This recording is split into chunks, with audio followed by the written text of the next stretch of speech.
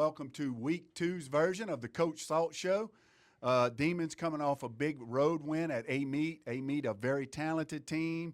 Salt Coach, I failed to mention last week, excuse me, but Damon Smith has always reminded me that we have played Amite more than any other school on the Franklinton schedule. So, nowadays people don't always consider them, I guess, a rival, if you will, but we have played them more years consecutively since World War II than any other opponent, or more times than any other opponent, because obviously we went a few years without playing them. And we've re-signed them, Coach, for 2 more really? years. So we got and Coach, I think a lot of our people enjoy making that trip because maybe they did it as children or whatever. So it's a familiar place, very talented team, and the Demons went on the road and got a big win. Yes, sir. We played well.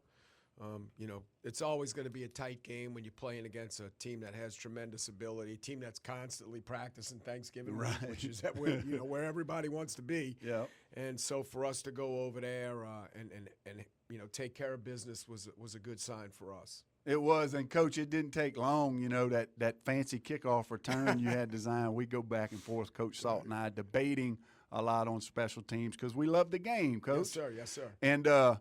And Jaden Burkhalter just takes the opening kickoff, I think, 85, 90 yards. Really did. Made a nice cut, got in the open field, and his speed has increased astronomically since his sophomore year. That's a tribute to the weight room and how he works.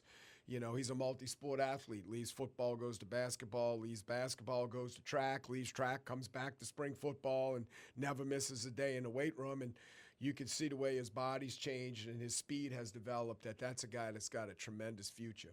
I agree, Coach, because that's the first thing, when I saw him break it. First thing, the blocking was phenomenal.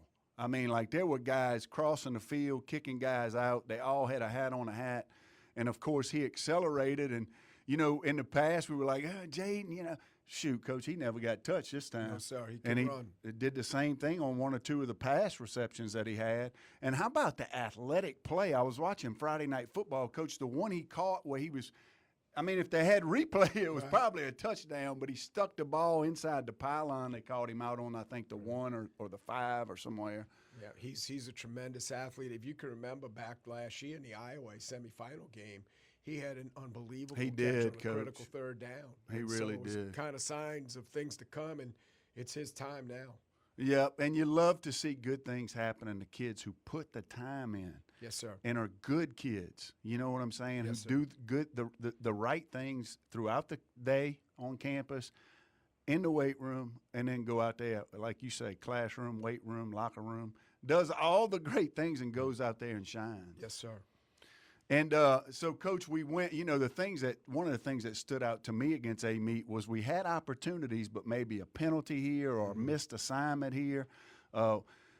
You and I talked, the O-line, has some work to do to get what we want them to get. But that was the first game that all 5 of those guys played together. Right. It's actually the 5th different offensive line we've played a game in since the spring. So when you go back to Hammond and then Kentwood and then Mandeville and then those guys, we're just constantly shuffling the deck. But I think, and even this week, we have an injury bite us in the game with Buck Givens. So he's going to be down. Hopefully he can go tomorrow night. And, but if not, it'll be our 5th different starting offensive line, for various reasons, injuries, rehabs. But you're right, Coach. If we can run the football a little bit better, and it's not the big run. People see the big run. Ricardo had that 74-yard run. Right. It's more the 3, 4, 5-yard gains that keep the clock running. That's That's what we need to get. And they also move the chains. You know what I'm saying? And so, Amite, the defensive front, Coach, very big. Like the biggest. We went to the state championship last year. I don't think we played a D line that big. No. Those guys had to average 300. Yeah, they had some big guys up there. And it's funny, we're going to talk about Covington in a minute, but it's the complete opposite with Covington. Covington may not be as big, but extremely well prepared. All these guys around here do a great job coaching, and they coach different techniques. So this week it's going to, last week we had to move big bodies who may not have used their hands tremendously well. This week we're not going to have the big body to move, so to speak. They still got a 285-pounder in there, but they're longer. Their arms are out in front of them. It's hard to get our hands on their pads. Yeah, those guys from Amite, we saw it on film, Coach. They occupy your linemen, and what happens is those linebackers were very quick, had good eyes, and would next thing you know, you got Ricardo, and there's one free guy. So, but it does take a lot of time, and to build continuity with 5 or 6 guys on that offensive line, that doesn't happen overnight. I know Coach Darren Moore and yourself and Coach Matt have spent a lot of time looking at ways to get better, and those guys will.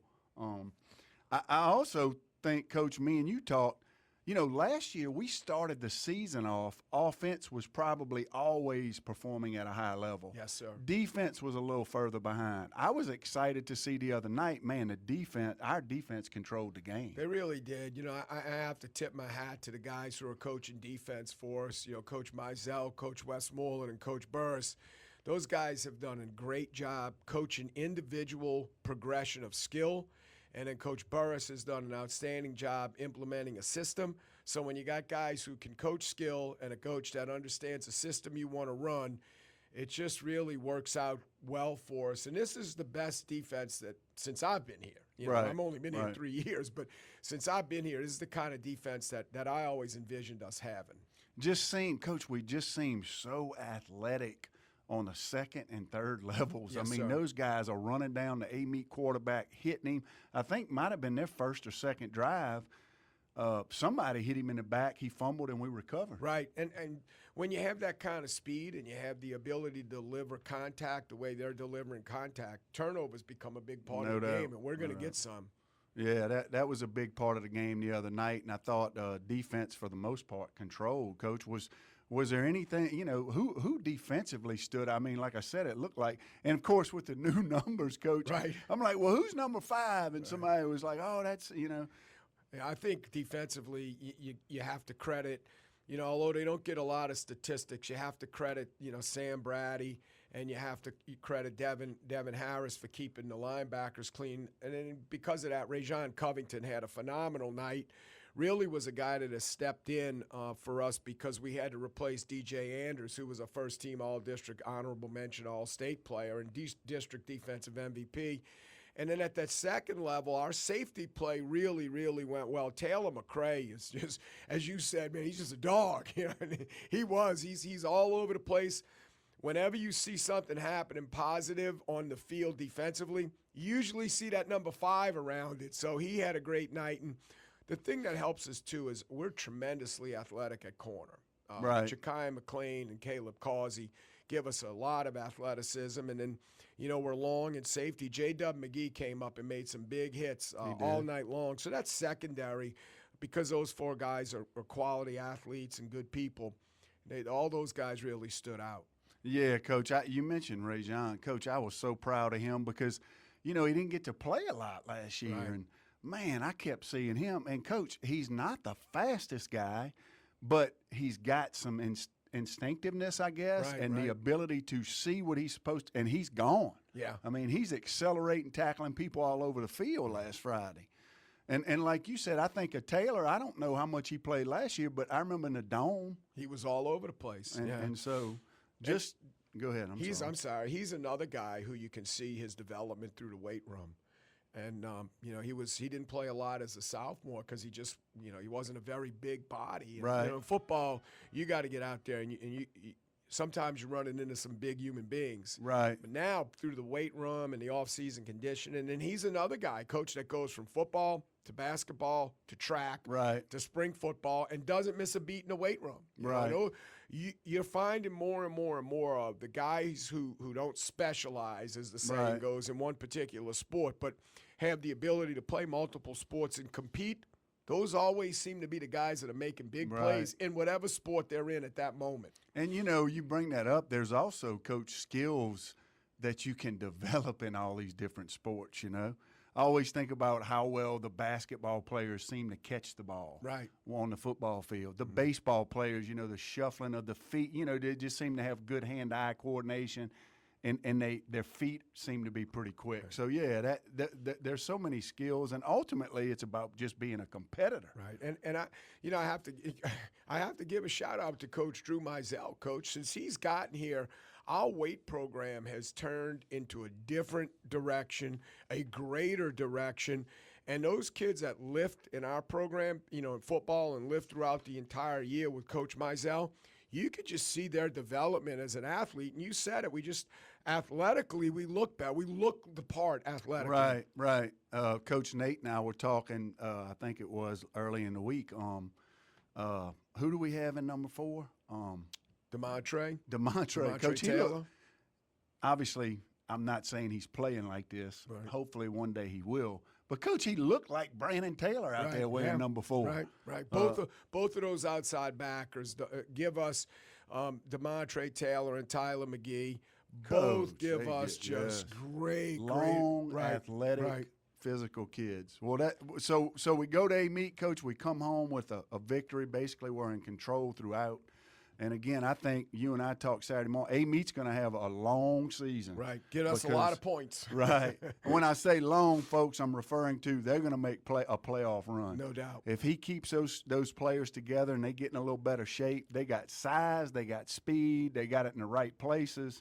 Good luck to Amite, and I know we'll see them playing probably in November and December. When we come back, folks, we'll get into the Covington Lions.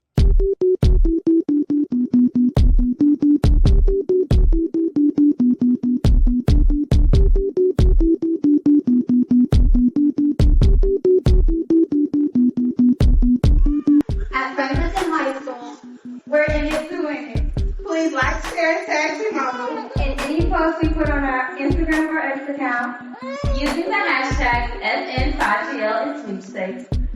This one increases our chances to win $5,000, $25,000, or $1 million in stadium upgrades.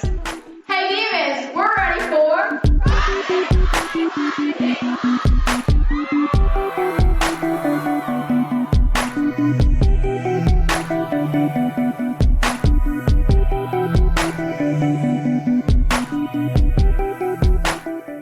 All right, folks, welcome back. We decided to include some academic stuff in our Coach Salt Show, and we're excited today to be joined by Annie Fitzmaurice, who recently passed an assessment, a national assessment, and she was dually enrolled with North Shore Technical College taking child development classes, right, Annie? Yes, sir. And you passed the national assessment, which allows you an opportunity to, I guess, pursue or be certified in what? I'm nationally certified as a preschool educator. That's awesome. So she's a high school senior. She was dually enrolled here on our campus through North Shore Technical College in the child development program, and she passed that assessment. So now she can go into preschool classrooms and be a teacher. Yes, sir. That's awesome. And Annie, why did you pursue that? What was that? Why was that something you were going for? I've always wanted to go into education, so whenever I go to college, I want to major in elementary education.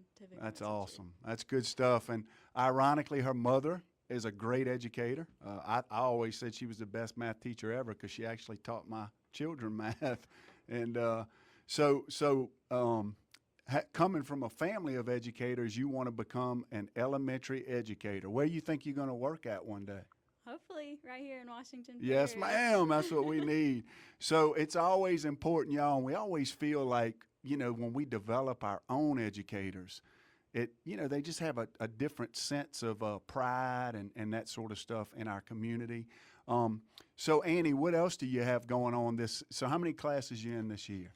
I have 4 classes, but I'm here for 5 hours as an office assistant. Awesome. And where do you plan on going to school? LSU. LSU. Awesome. And pursuing elementary education. Yes, sir. What is it that you like about education? What do you think you're going to? Well, I know I like working with kids. I've worked with kids for about 9 years. I've been in the nursery at my church working with that. And throughout this program, I've learned how to make lesson plans, and now I teach kids at my church with Sunday school. So I really like to teach. That's awesome. You better be careful with the lesson plans. You might have some of your teachers asking you to help write theirs. But no, that's awesome, Annie. So we're so proud of you, so excited to see what you accomplish, and obviously you've got a lot to look forward E02 this senior year. You're a member of the pep squad, Yes. and you'll be at the game tonight. So, folks, we just love highlighting. One of the most gratifying things we always do is highlight our students, and we're proud to have Annie as a part of Franklinton High School. She's one of our senior leaders. And Annie, we look forward to you accomplishing great things. Thank you. Thank Down inside the 20.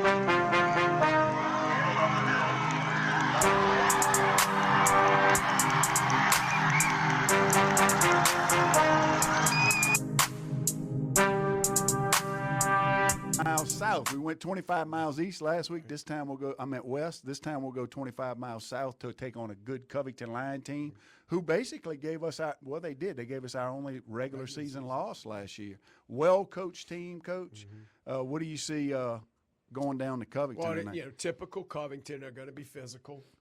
Offensively, their skill is at their receiver spot. They have a Texas State commit. They have another long kid who's probably got some offers coming his way. Up front, offensively, very similar to us, Coach. They had to replace 5 starters. They lost 5 seniors to graduation last year, and so they've had to replace 5 starters up front offensively. Two-headed monster at quarterback, 15, a taller kid, more of a thrower than a runner, 11, real athletic. And then their running back room is a little different. Last year they had that big number 6 who brought some size and speed. This year they have 2 different running backs, both of them kind of thick kids, but I don't think with the top-end speed 6 had. And then defensively, again, up front, they're physical. They have some length. Their linebacker room obviously has some talent in it. If they have any weakness defensively, I think it's in their secondary, but still those kids are athletic. It's a challenge for us playing a 5A school. Kind of another school that may not be a rival, but somebody we play a lot. I like playing them. It's a great atmosphere to play in, a historic stadium in Salter Stadium. And so, tonight I think it's a contest for us. An opponent, if we should be able to get the win, that's going to get us a lot of points. We're already getting the 2+ for playing up. So we look forward to going down there. For us, the key for us, again, is what we said earlier in the show. How can we get to 3, 4, and 5 yard runs? Because Jacob's going to do what Jacob does, and Demicus and those guys, Ricardo, Jaden Burkhalter, Dalton Freeman, they're going to get theirs, as the saying goes. But what can we do to push them around a little bit and get those runs, and then contain the big play? Don't give up the big play. It's all the cliches, but I look forward to tonight. I love going to play there. I got a little personal interest in it. My grandson plays football over there as a ninth grader. That's awesome. So I want to beat him so I don't have to hear anything from him at the family meals. Yeah, no doubt. And you're right, Coach. That's a great atmosphere. Jack Salter Stadium. For years, back when we're on the 800 Hall, Coach Lester Jenkins and them played way back early, mid-set. Covington was in our district. Right. So, but that community's grown a lot, and it is a big school. And I agree with you, Coach. They're well coached on defense. I hadn't watched a lot of the offense, but they're well coached on defense. And their special teams is always good and solid. Yep. So it's a great challenge for us. I think, like you said, play mistake-free. Try to find a way to get that tough, grinding 4-yard run average going. And it'll be a challenge for our kids, but it'll be a great environment on the road, and what an opportunity, right? And I think too, Coach, just as the schedule plays out, every week we get a little bit more information about how good we can be. Right. And so playing Covington gives us a great opportunity to evaluate our progress in the season. That's true. And so we beat an excellent Amite team. We're going to play a really good 5A opponent in Covington. It gives us kind of an idea of how far we think we can go. Right now, we feel good about ourselves, and I think you do. You obviously know football as well as anybody. Feel good about our football program, and so I always look forward to these kind of challenges. I think when you play this kind of schedule, you learn more about the mindset of your team and your program. I totally agree, Coach.